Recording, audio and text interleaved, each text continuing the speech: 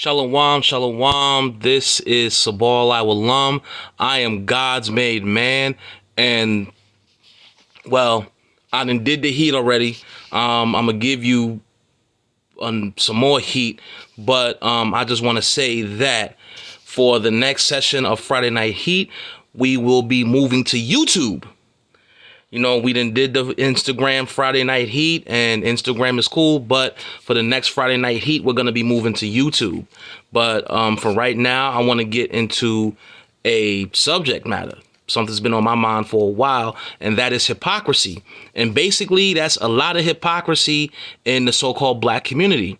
And the reason why there's so much hypocrisy in the so-called black community is because we have been taught to deify the so-called black woman, and we've been taught that the so-called black woman in America can do no wrong, when the truth of the matter is nothing could be further from the truth.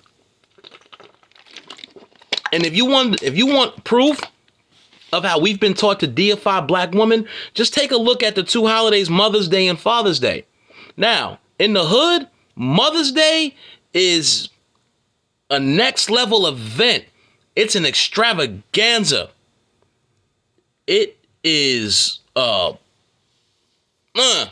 Mother's Day that's the day when everybody goes all out. All of the flower shops are stripped bare.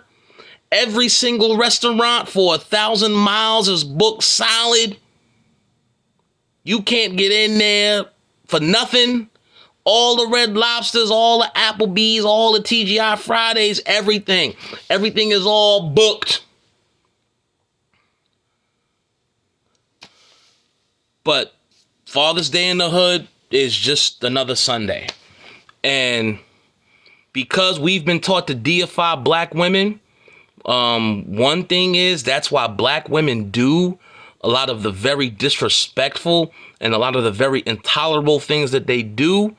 And that's why they have a lot of behavior that they exhibit that would not be accepted by any other race of people, except for our people. Case in point, they got this movie with Viola Davis coming out called The Woman King. King is a title only given to male regents or monarchs. So why do you have this movie coming out called The Woman King? And they would only do this in the black community because that's the target audience of the movie, so-called black people. Let me get to another thing. Something else has been on my mind. You can ridicule a black man about anything. You can ridicule and you can body shame a black man about his height, his weight, his hairline, and the size of his rod. You can body shame a black man about these things all day, every day. These women get to run around here talking about he got to be 6 feet or better, he got to make a 6-figure salary, and he got to have 6-pack abs. All them sixes, you looking for the devil. But the minute a man asks for a woman that could sit on his chest without collapsing his rib cage, oh, it's World War III. You body shame a woman about her weight and they coming for you. You can ask Ari Spears about that one for saying that Lizzo looked like the Dookie emoji. And while we on the subject of Lizzo and Dookie, this is the same woman that went live while she was taking a shit. But people think this shit is cool. People think that's okay. People think that Lizzo can do no wrong.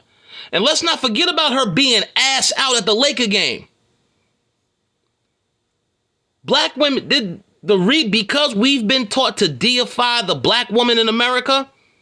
That's why these women do shit that, and literally, that would not be tolerated by any other group of people.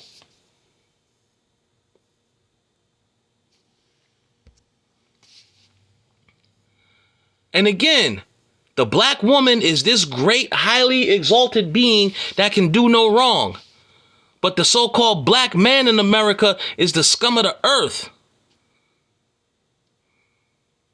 Everything about the woman is sacred. And this is not just the black man. This is men in general in America. In America, there's a serious attack on masculinity. That's why Cynthia G can be on YouTube talking about all black babies that are boys should be aborted. And nobody's moving to cancel her, but Andrew Tate got banned from all social media platforms. And you have black women that celebrated when Kevin Samuels died. And Kevin Samuels and Andrew Tate were these two men were exactly what the black community needed. Somebody needed to hold black women accountable for all of the ratchet shit that they've been doing. Now, sisters, if this doesn't apply to you, then disregard. Or as is more colloquially put, if it don't apply, then just let it fly. But that's what it is. Andrew Tate and Kevin Samuels held black women accountable. And you know accountability is the black woman's kryptonite. And that's why black women celebrated when Kevin Samuels died. And they wanted to air out all his dirty laundry. And that's why they canceled Andrew Tate. And because nobody holds a black woman accountable, you got these women thinking that they can raise boys by themselves. And when that boy gets 13 and is selling his behind, everybody's wondering why. But this is what you have in the black community and in America today. There's a serious attack on masculinity. You got men that are expected to do all these things, take all these physical and mental and emotional risks to make sure that women are comfortable, but the woman doesn't have to do a damn thing for a man in return. And in all actuality, it has been a long time coming, but men are getting sick of it.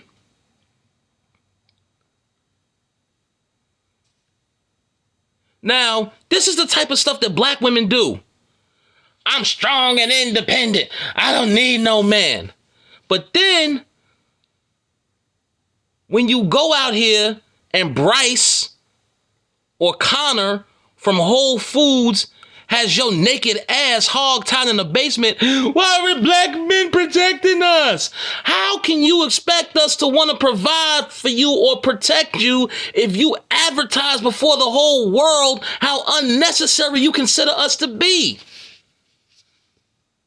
Let's use logic. And that's exactly why they say women and logic don't go together. That's why they say it's an oxymoron.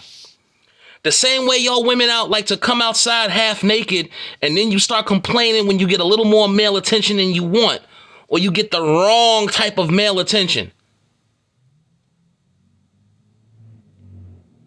But the truth of the matter is, a lot of y'all don't know what the hell y'all want.